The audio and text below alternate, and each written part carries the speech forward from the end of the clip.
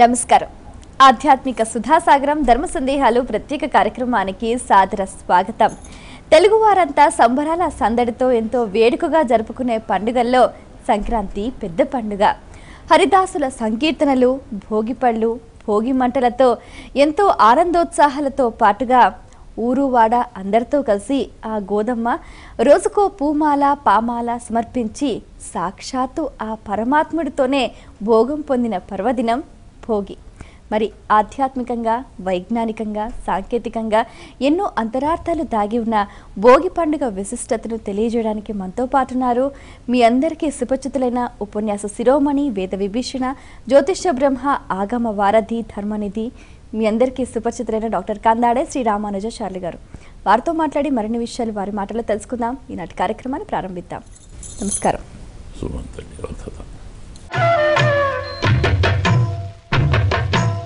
మొదటి ఉత్తరం చూద్దామండి. శ్రీవల్లి హైదరాబాద్ నుంచి రాస్తున్నారు. భోగి అంటే అర్థం ఏమిటి, పండుగలో పరమార్థం ఏమిటి తెలియజేయగలరు అంటూ రాస్తున్నారు.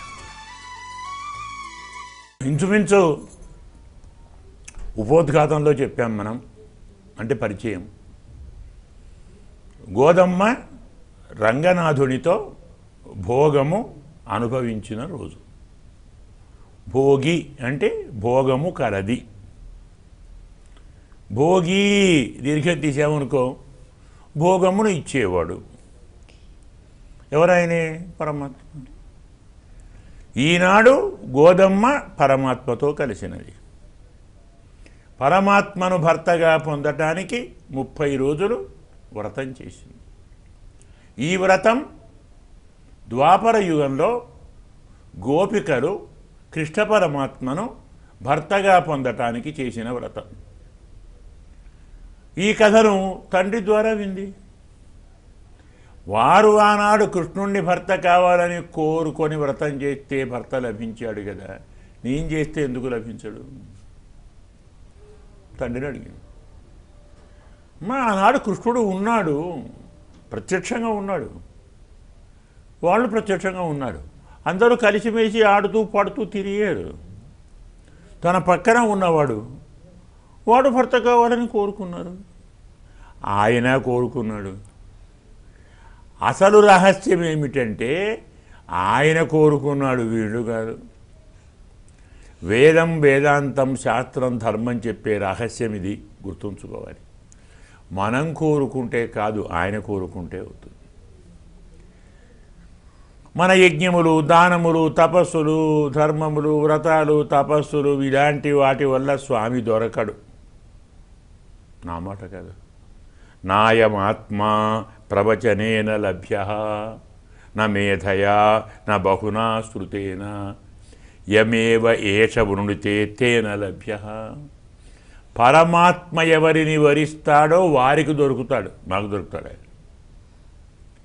గోపికలతో కలిసిమెలిసి ఉండాలని, తిరగాలని, అందరికీ అందుబాటులో ఉండాలని, వారితో సేవలు చేయించుకోవాలని, ఇంకొంచెం లోతుగా వెళితే వారికి సేవలు చేయాలని తాను వచ్చాడు. ఇది ఆయన భోగం, మన భోగం కాదు. అమ్మవారు స్వామితో అనుభవించిన భోగం భోగి అయితే, భక్తులతో పరమాత్మ అనుభవించే భోగానికి భోగి. ఎందుకంటే గోదమ్మ వ్రతం చేసింది. ఆమె వెళ్ళిందా శ్రీరంగానికి? వెళ్ళగలిగిందే? స్వామే వల్లభదేవుడు రాజుగారి కళలోకి వచ్చి, పంపండి శ్రీవిల్లిపుత్తూరుకు పల్లకిని, గోదమ్మను తీసుకొని రండి, నేను కళ్యాణం చేసుకుంటాను అని చెప్పితే కదా వీళ్ళంతా వెళ్ళింది. పెరియాళ్ళు వారు, అయ్యా స్వామి ఆజ్ఞ, పదండి పోదాం.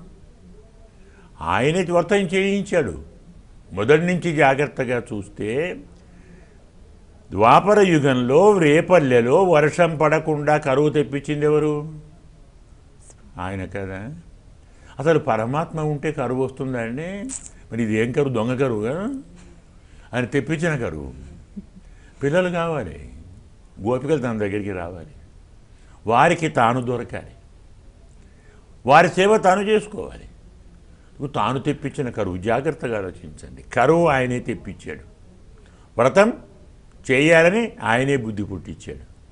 అందరినీ ఆయన దగ్గరికి రప్పించాడు. ఆయనే లేచి వచ్చాడు. ఆయనే స్వప్నంలో వచ్చి అమ్మాయిని పిలిపించాడు, వివాహం చేసుకున్నాడు. ఎవరికి భోగం? గోదమ్మక స్వామికి. కాబట్టి జాగ్రత్తగా చూస్తే పరమాత్మ భక్తులతో భోగరసాన్ని అనుభవించిన రోజు కాబట్టి భోగి. ఇది అనాది అనంతమైన సంప్రదాయానికి, ధర్మ ప్రవాహానికి ఇది ఒక బీజం. నిరంతరం పరమాత్మే జీవాత్మలతో తమకు కావలసిన సేవ చేయించుకుంటాడు. అనేన జీవేన ఆత్మన అనుప్రవిశ్య నామరూపే వ్యాకర వేదం చెప్తుంది. పరమాత్మే జీవునిలో చేరి, ఈ శరీరంలో చేరి, ఈ శరీరంతో తనకు కావలసిన సేవలు చేయించుకుంటాడు. తాను సంతోషిస్తాడు. మనం కేవలం ఉపకరణం, సాధనం. స్పూన్ ఉంటుంది, మనం స్పూన్తో పాయసం తింటాం కదా. పాయసం తీయగా ఉందని మనం అంటామా, స్పూన్ అంటుందే? మనం స్పూన్ లాంటి వాళ్ళం, ఆయన తినేవాడు. కాబట్టి తాను కోరుకున్న రీతిలో తనను కోరుకున్నటువంటి జీవాత్మతో కలిసి తాను భోగం అనుభవించిన రోజు భోగి. జీవులు పరమాత్మను సేవించాలని బోధించిన రోజు భోగి. పరమాత్మను చేరటం, పరమాత్మ కైంకర్యం చేయటం కంటే వేరే కోరికలేవి మాకు వద్దు అని జీవులతో అనిపించటం నిజమైన భోగి. త్యాగం కావాలి, కోరికలు ఉండకూడదు, ధర్మాన్ని ఆచరించాలి, స్వార్థం పూర్తిగా నిర్మూలించబడాలి. ఈ 4 భోగికి అర్థం. మరి ఉత్తరం చూద్దామండి. కౌసల్య రాజమండ్రి నుంచి రాస్తున్నారు. భోగి రోజున ఇంటి ముందు మంటలు ఎందుకు వేస్తారు తెలియచేయగలరు అంటూ రాస్తున్నారు. ధర్మశాస్త్రం ప్రకారం మంటకు అగ్నికి అర్థం జ్ఞానం. ఇల్లు అంటే శరీరం, ఇంటిలో ఉండే మనుషులంటే ఆత్మలు కదా. అందులో వేసేటువంటి కట్టెలు అంటే మన కోరికలు. కలప ఎదురేస్తాం కదా, వేస్తాం కదా. చలి బాగా ఉంది, చలి కాచుకోవటానికి మంటలు వేస్తున్నాం. జాగ్రత్తగా ఆలోచించండి. అనుభవానికి బాగానే ఉంటుంది, ఆలోచిస్తే మరీ బాగుంటుంది. చలి ఏం చేస్తుంది? శరీరాన్ని కప్పుకోవాలి అనిపిస్తుంది, ఇంకా చెప్పాలంటే దాచుకోవాలి అనిపిస్తుంది కదా. ఏ రగ్గులోనో ఏ స్వెటరో ఏదో ఉంటాయి కదా. మంటలు వేస్తే ఏమవుతుంది? ఉన్న బట్టలు తీసేస్తా, అవునా? శరీరాన్ని కప్పుకోవాలి అనుకునేది చలి. ఆ కప్పును తీసి వాస్తవాన్ని నా ముందర పెట్టాలి అనేది నిప్పు, అవునా? శరీరం అంటే ఏమిటి? ఆత్మ ఉండేది. ఏ ఆత్మ ఉండేది? ఈ శరీరంలో జీవాత్మ ఉంటే ఆ జీవాత్మలో పరమాత్మ ఉంటాడు, అవునా? పరమాత్మకు జీవాత్మ శరీరం, అవునా? ఈ జీవాత్మకు కలియుగంలో ఉండేటువంటి రాగద్వేషాలన్నీ చలి. కోరికలు, కోపాలు, అసూయలు, అసహనాలు, హింసలు, కలహాలు ఉన్నాయి కదా. ఇదంతా సరిమే. ఇవన్నీ ఏం చేస్తాయి? మనం దాచుకునేలా చేస్తాయి. పక్కవాడు కొట్టడానికి వస్తే తలిపేసుకుంటాం కదా.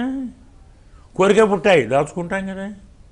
కాబట్టి సంసారం అనేటువంటిది చలి. సంసారంలోని బాధలు, సంసారంలోని కోరికలు, దాని నుంచి కాపాడుకోవటానికి మంటలు వేసుకోవాలి. ఏం మంటలు? జ్ఞానజ్వాలలు. జ్ఞానాగ్ని సర్వకర్మాణి భస్మసాత్ కురితే అర్జున అన్నాడు కదా. అందువల్ల జ్ఞానం అనే మంట వేయాలి. జ్ఞానం అనే మంట వేస్తే కప్పు తీసేస్తాం. అంటే ఆత్మను ఏది కప్పుతుంది? మాయ కప్పుతుంది. ఆ మాయతోటే రాగాలు, ద్వేషాలు, మోహాలు. మంట వచ్చేసింది, చనిపోయింది కదా, కప్పు తీసాం. జ్ఞానం వచ్చేసింది, మాయ పోయింది, కప్పు పోయింది. అప్పుడు జీవాత్మ, అందులో ఉన్న పరమాత్మ కనపడతాడు. కాబట్టి పరమాత్మను పరమాత్మగా ఆత్మ దర్శించగలగటమే భోగి మంటలలోని ప్రత్యేకత. అందువల్ల చలి పోవాలి, పోతుంది. వేడి రావాలి, వస్తుంది. ఆ వేడికి అర్థం జ్ఞానప్రకాశం, జ్ఞాన తేజస్సు. ఈ చలికి అర్థం మాయ అనేది వణికిస్తుంది. సంసారులను మాయ వణికిస్తుంది, జ్ఞానం వణుకు ఆపుతుంది, కప్పును పోతుంది.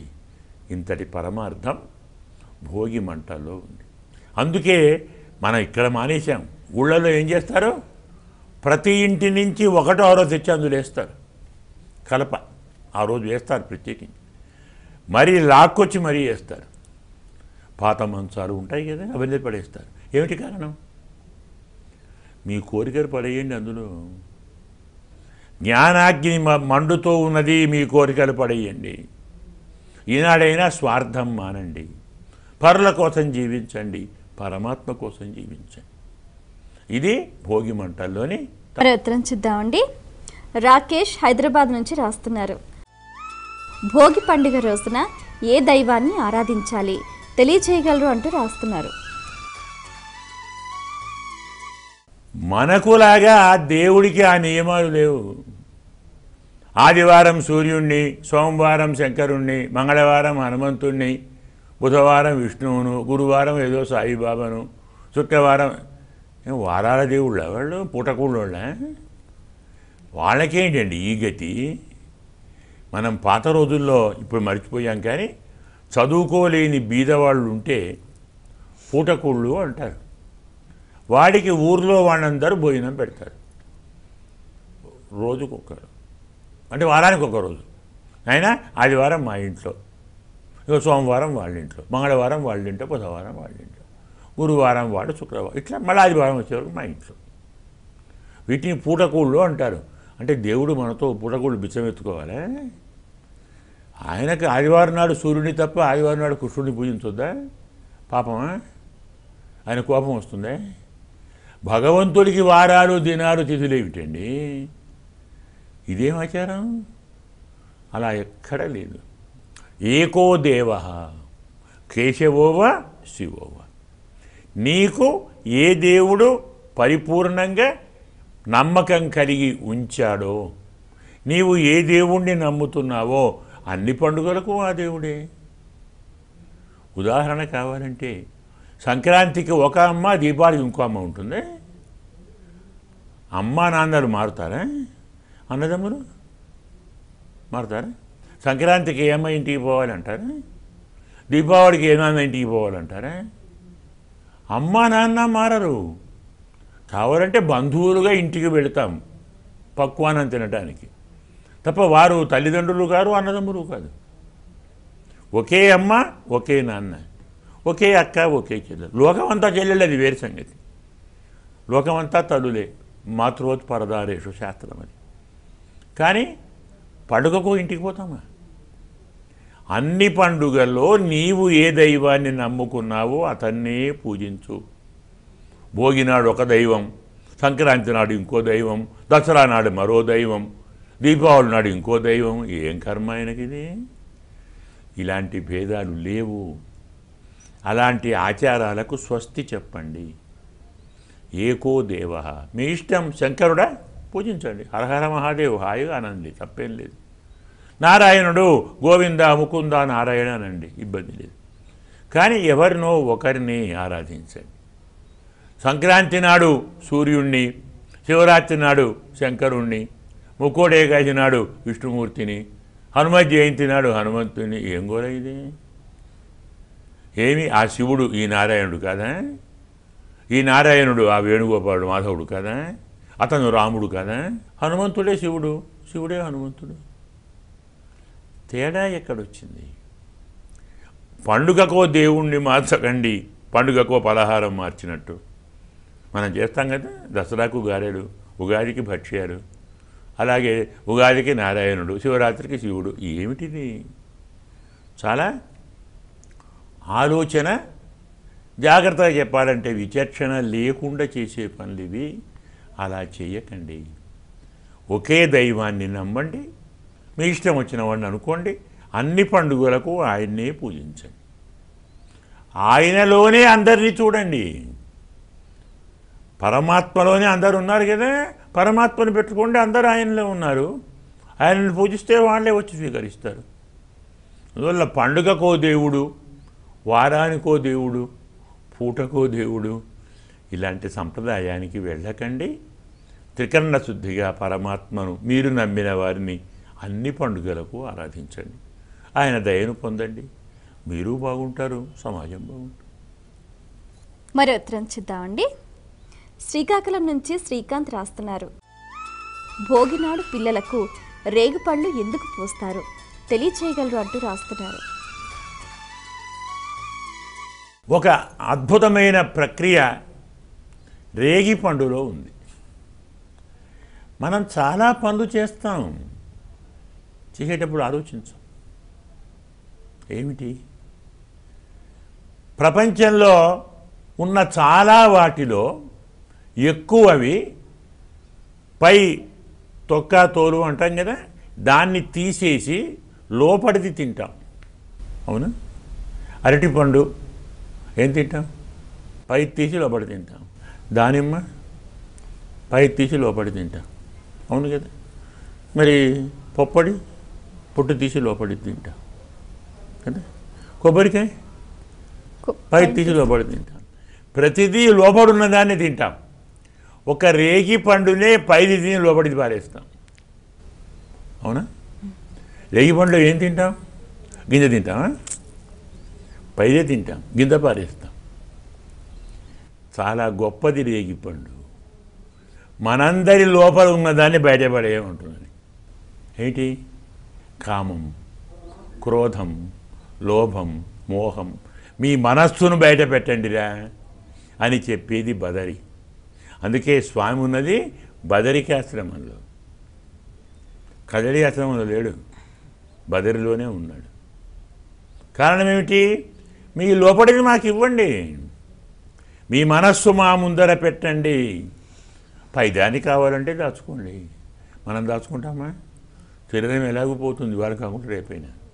కానీ ఈ శరీరం ఉన్నప్పుడు దీన్ని అనుభవించండి, ఇందులో ఉన్న మనస్సును బయట పెట్టండి, పరమాత్మకు అర్పించండి. తర్వాత శరీరం తాను తీసుకుంటాడు. త్యాగాన్ని నేర్పే పండు రేగి పండు, మనస్సును బయట చెప్పే పండు రేగి పండు, కపటాన్ని, ద్రోహాన్ని, మోసాన్ని వదలమని చెప్పేది రేగిపండు. అవి పైనుంచి పోస్తారు పిల్లలకు. శిరస్సు నుంచి రేగిపండ్లు, చెరుకు గడలు ఉంటాయే, చిన్నగా ముక్కలు చేసి చెరుకు గడలు ఉంటాయి. ఇవన్నీ తీసి పిల్లలకు పోస్తారు. కారణం ఏమిటి? ఇక్కడి నుంచి పోవాలి అంటే ఈనాటి నుంచి మీ శరీరంలో ఉన్నటువంటి అన్ని కల్మషాలు పోవాలి, మీరు పరిశుద్ధులు కావాలి, మీ లోపల దాచుకోకుండా మాకు ఇవ్వండి అని బోధించే ఉత్తమ ఫలితం రేగిపండు. అందుకు దాన్ని అంతగా మనం ఆరాధిస్తాం. మరో ఉత్తరం చూద్దామండి. అనిల్ హైదరాబాద్ నుంచి రాస్తున్నారు. సంక్రాంతి పండుగకు ఇంటి ముందు రంగవల్లులు ఎందుకు వేస్తారు తెలియచేయగలరు అంటూ రాస్తున్నారు. మనకు ఈనాడు ఆ స్థితి ఏర్పడింది కాబట్టి అడుగుతున్నాం. వాస్తవంగా సంక్రాంతి పండుగకనే కాదు, ఇంటిలోని ఇల్లాలు తెల్లవారుజామున లేచి స్నానము చేసుకొని ఇంటిని శుభ్రంగా ఊడ్చి, ఇంటి ముందర ఊడ్చి, అలాగే చక్కగా నీళ్లు చల్లి, మనం సానిపి అంటాం, పేడ నీళ్ళు అంటాం, అవి చల్లి వీరుంటే అలికి ముగ్గులేస్తారు. ఇంటి ముందర ముగ్గులేసి, ఇంట్లో ముగ్గులేసి అప్పుడు లోపలికి పోయి పని చేసుకుంటారు. ఇది ప్రతిరోజు చేయవలసిన పని, న్యాయంగా ఒకరోజు కాదు. అది కూడా ఇంకా చెప్పాలంటే ప్రతి పూట చేయాలి. ఉదయము చేయాలి, సాయంకాలము చేయాలి. ఇంటిలోకి వచ్చేవారికి ఇంటి ముందు చూస్తే ఇల్లాలు తెలుస్తుంది. ఓ సామెత ఉంది, ఇంటిని చూచి ఇల్లాలను చూడమన్నారు. ఇల్లు ఎంత బాగా ఉంటే ఇల్లాలంత బాగుంటుంది. ఎక్కడే ఉన్నాయనుకోండి, ఇంట్లో ఉన్న వాటినే తీసి పక్కకు పెట్టలేని తల్లి ఇంట్లోకి వచ్చిన వాడిని ఏం పెడుతుంది? వెళ్ళిపోవలసింది. కాబట్టి రంగవల్లులు అనేవి నిత్యకృత్యం, ప్రతిరోజు వేయాలి. మనం ఏం చేస్తున్నాం? ప్రతిరోజు చేయవలసిన పని ఏడాదికి ఒకసారి చేస్తున్నాం. ఇంకా మనకంటే పాశ్చాత్యులు మరీ కదా, వాళ్ళకు Father's Day, Mother's Day, Teachers' Day అంటే ఏమర్థం? తల్లిని ఏడాదికి ఒక్కసారి పూజిస్తారు అన్నమాట. టీచర్ను ఒక్కసారి పూజిస్తారు. అలాగే మనం కూడా ఒకసారి ముగ్గులు వేస్తున్నాం. ఆచారం అలవడింది. ప్రతిరోజు చేయవలసిన పని మనకున్న ఆధునిక జీవనంలోని ఈ బిజీనెస్ అందే దీనివల్ల మానుకొని వాయిదా వేస్తున్నాం. అన్నంతే కదా. ఇల్లు కూడా ఆదివారం నాడే దూపుకుంటాం, ఆదివారం నాడే కడుక్కుంటాం, సామానంతా ఆదివారం సర్దుకుంటాం, బంధువులను కూడా ఆదివారం నాడే పిలుస్తాం. మళ్ళీ వారం దాకా సమయం చిక్కదు. అలాంటి కొన్ని నెలకోసారి చేస్తాం, కొన్ని ఏడాదికోసారి చేస్తున్నాం. అందువల్ల సంక్రాంతి నాడే అని కాదు, ప్రతిరోజు చెయ్యాలి. సంక్రమణం అనేటువంటిది సూర్యభగవానుని ఆహ్వానం కదా. ఆయనే రాశి మారితే సంక్రాంతి కదా. ధనస్సులో నుంచి మకరానికి వచ్చాడు, మకర సంక్రాంతి. అలా వచ్చిన సూర్యునికి స్వాగతం చెప్పడానికి ముగ్గులు వేస్తాం, రథం కూడా వేస్తాం. సంక్రాంతికి ముగ్గుల్లో రథం వేస్తాం కదా, ఆయన వెళ్ళిపోమ్మని లేదా తిరిగి రమ్మని. ఇలా దేవతలకు, లక్ష్మికి, సకల దేవతలకు స్వాగతం చెప్పడం రంగవల్లుల్లోని పరమోద్దేశ్యం. చాలా సంతోషం అండి. మీ అమూల్యమైన సమయాన్ని కేటాయించి మా ప్రేక్షకుల ధర్మ సందేహాలకు శాస్త్రీయ సమాధానాలు అందించినందుకు ధన్యవాదాలు. శుభం భూయాత్. వర్ధత. వీక్షించారు కదండి, ఇది ఇవాల్టి మన ప్రత్యేక ధర్మ సందేహాలు కార్యక్రమం. మీకు కూడా ఏవైనా ఆధ్యాత్మిక ధర్మ సందేహాలు కలిగితే మా ఈ కార్యక్రమానికి మీ సందేహాల్ని క్లుప్తంగా, సూటిగా, స్పష్టంగా పోస్ట్ కార్డ్పై లేదా ఈమెయిల్ ద్వారా రాసి పంపించండి. మా చిరునామా ధర్మ సందేహాలు, కేర్ ఆఫ్ భక్తి TV, road number 92, Jubilee hills, Hyderabad 5,96,000. మా ఈమెయిల్ ఐడి bhaktihyd@gmail.com. మరో కార్యక్రమంలో మీ సందేహాలు మా పండితుల సమాధానాలతో మళ్ళీ కలుసుకుందాం. అంతవరకు సెలవు. నమస్కారం.